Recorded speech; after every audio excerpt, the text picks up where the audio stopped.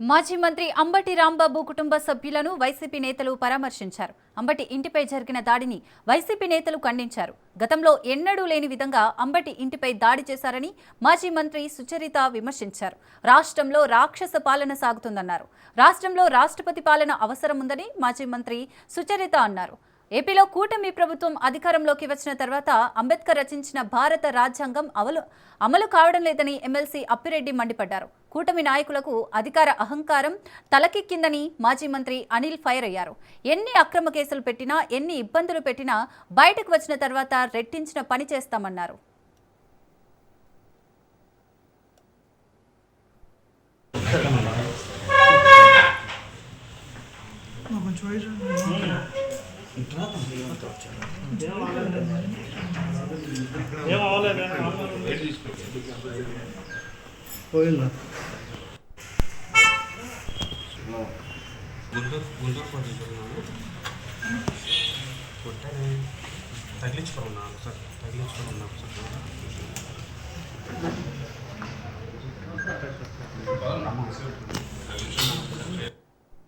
ఎన్నడూ చూడని విధంగా అంబటి రాంబాబు గారు మాజీ మంత్రివర్యులు వారి గృహం మీద దాడి చేసి వారిని భయభ్రాంతులకు గురి చేసినటువంటి విషయం రాష్ట్రం మొత్తం చూస్తా ఉంది. వారు వయసును కూడా గమనించకుండా వారి కుటుంబంలో ఇంటి మీదకి వచ్చేసి రాళ్లతో కర్రలతో దాడి చేసి వాళ్లను ఏ విధంగా భయపెట్టారు అన్నది రాష్ట్రం మొత్తం చూసింది. ఇప్పుడు ఆ కుటుంబాన్ని కలుసుకున్నప్పుడు వారి కళ్ళల్లో ఇంకా ఆ రోజు జరిగినటువంటి సంఘటన తాలూకా భయాందోళనలు ఇంకా వీడిపోలేదు. వారు ఇంకా నిద్రాహారాలు లేకుండా భయంతో మరి మా ఇంట్లో ఉన్నటువంటి మహిళలందరూ కూర్చొని ఉన్నారు. ఇలాంటి దమనకాండకు గౌరవ మాజీ ముఖ్యమంత్రి వర్యులు, వైఎస్ఆర్ కాంగ్రెస్ పార్టీ అధ్యక్షులు ఆ కుటుంబానికి వారి యొక్క సంఘీభావం తెలియజేసి వారికి అండగా ఉంటాను అని తెలియజెప్పడానికి రేపు అంబటి రాంబాబు గారి గృహానికి రావడం జరుగుతా ఉంది.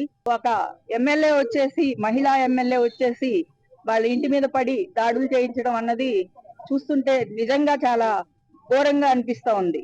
రాష్ట్రంలో శాంతి భద్రతలు కాపాడాల్సినటువంటి పోలీసులు దగ్గరుండి ఈ దారుణకాండను జరిపించడం చూస్తుంటే మనం ఎక్కడ ఏ పాలనలో ఉన్నామా, ఏ యుగంలో ఉన్నామా అనే అనుమానం వస్తుంది. పెట్టుకున్న వైఎస్ఆర్ కాంగ్రెస్ పార్టీలో జగన్మోహన్ రెడ్డి గారు తిరుపతి వెంకటేశ్వర స్వామి ప్రసాదంలో జంతువులు కలిసిందని భగవంతుడిని కూడా ఒక నీచ రాజకీయాలకు వాడుకొని వైఎస్ఆర్ కాంగ్రెస్ పార్టీ మీద, జగన్మోహన్ రెడ్డి గారి మీద నిందలు వేయడం జరిగింది. ఈ రోజు సిబిఐ దాంట్లో ఎటువంటి జంతువుల కొవ్వు లేదు అని నిర్ధారించిన తర్వాత ఈ రాష్ట్రం అంతా అసహించుకునే తరుణంలో ప్రతి ఒక్క భక్తుడు ఒక హిందూ మనోభావాలు ఈరోజు దెబ్బతీస్తూ ఒక ముఖ్యమంత్రి హోదాలో చేసిన వ్యాఖ్యలకి సిగ్గుతో తలదించుకోవాల్సింది పోయి, పశ్చాత్తాపంతో ఉండాల్సింది పోయి ఈ రోజు ఈ రాష్ట్రంలో ఈ రోజు గొడవలు దిగుతూ ఇళ్ల మీద దాడులు చేయిస్తూ కేసులు పెట్టి జైల్లో పెట్టించే కార్యక్రమాలు జరుగుతూ ఉన్నాయి. అధికారంలోకి వచ్చిన తర్వాత మేము ఏం మంచి చేశామని చెప్పుకునే పరిస్థితి ఒకటి కూడా లేదు.